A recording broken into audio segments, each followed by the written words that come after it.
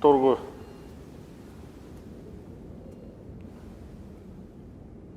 юуны ер нь бол бодож байгаа л тэгэл халдваргүй гэж хэлсэн. Тэр нь бол нийгэм бол өөрөө тэр чигээр нь халдвартай. Нийгэм бол өөрөө тэр чигээр нь халдвартай. Бүх юм нь одоо янз бүрийн юу ч гэсэн халдвартай байдаг. Тийм учраас эхлээд дандаа тэр үйлдэлийг хийхээс өмнө халдваргүй гэж хэлдэг байхгүй. Энэ одоо ямар нэг бүтээгдэхүүн ч юм уу те. Энэ бүтээгдэхүүн бол халдваргүй ч гэдэм үү, эко ч гэдэм үү. Тэгээ дараа нь дандаа сөрөг дагуур гарч идэг. Нийгэмшлийн одоо нэршил юм болоо гэж бодоод байгаа байхгүй. Тийм учраас халдваргүй гэж хэлсэн байхгүй.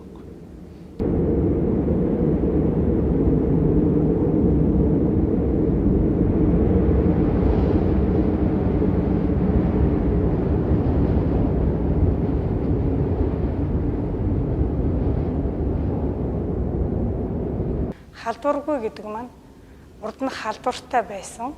Одоо халдваргүй гэсэн үг яваад байгаа байхгүй. Урд нь халдвартай байсан, одоо халдваргүй.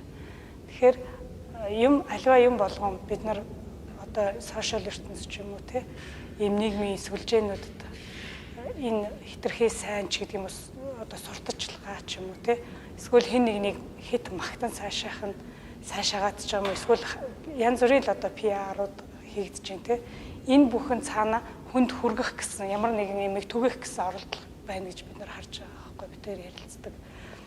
Тэгэхээр л энийг бол бидний оюун санааны халдвар юм аа л гэж хараад байгаа юм л да.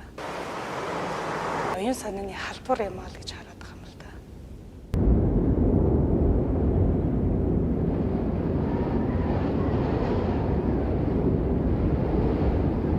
Contemporary art дурлал.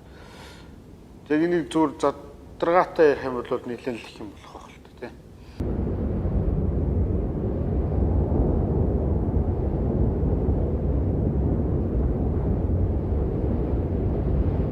Уран бүтээлч хүн бусдад өөрийгөө үзүүлэх одоо эрх чөлөөл юм байна гэж ойлгоод байгаа. Эрх чөлөөтэй заавал зурах тий заавал барих шаардлагагүйгээр ямар байгаар материал байна өөрийнхөө хүссэн материалаараа бусдад өөрийнхөө үзэл санал бодлыг үзүүлэх болох эрх чөлөө юм байна гэж хараад байгаа шүү дээ. Эрх чөлөө юм байна гэж хараад байгаа шүү дээ.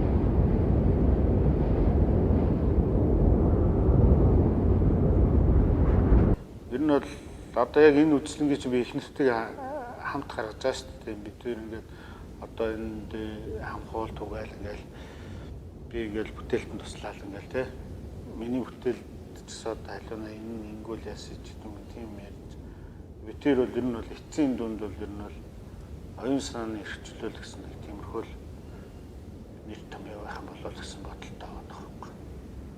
Тэр тал дээр бол бид тэр яг хоёулаа ярилцж байгаа л ер нь оюун санааны эрх чөлөө юм байна. Эс одоо өшөө зөндөө ингээл задрагаанд оруулвал тэр бол асар их юм болчих гээд байна л тийм. Одоо нэршлэр их юм бол бид тэр бол тэгж л тайлах.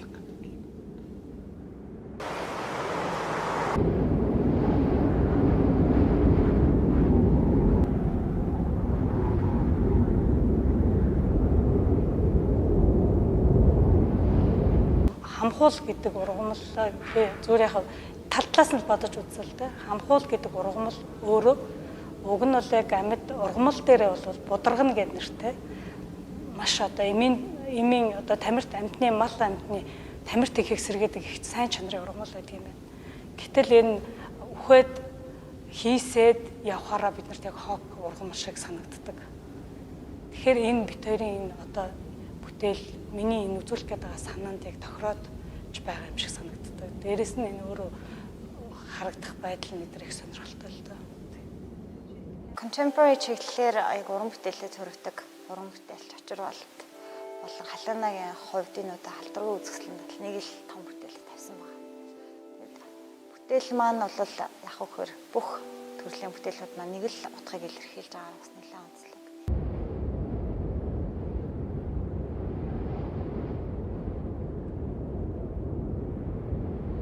Contemporary одоо чиглэлийн одоо нэг онцлог байна л та. Тэр онцлог юу вэ гэхээр хүн болгон яг гэхээр өөрийнхөө мэддэг чаддаг, үтсэн харснараа шалтгаалаад тэр уран бүтээлийг одоо ямар нэгэн одоо contemporary чиглэлийн уран бүтээлийг одоо яг өөрийнхөө оюун сэтгэлээр лимит хүртлээ одоо шилбэл бодож харж чаддаг.